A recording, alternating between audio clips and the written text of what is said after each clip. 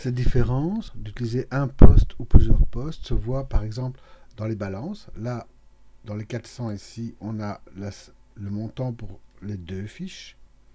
Tandis qu'ici, pour ce client-là qui a un poste pour lui-même, on a les montants que pour lui-même.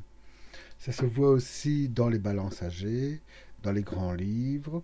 Et si on veut maintenant le détail par fiche, on va dans Fiche, Client, on va faire les balances. Donc ici, les balances sont différentes, puisqu'elles sont par fiche. On peut faire l'historique aussi.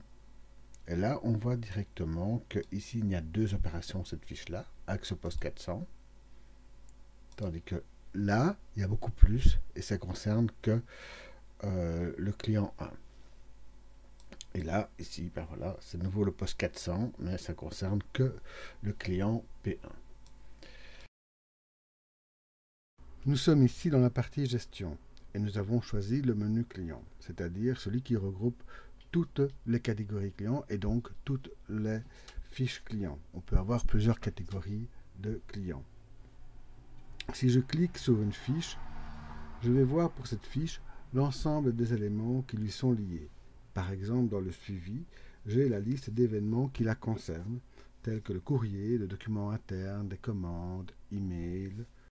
En cliquant sur fiche, on va directement voir tous les détails de la fiche. Si on change le poste comptable, cela ne sera pris en compte que pour les opérations futures. Cela ne changera rien aux opérations déjà passées.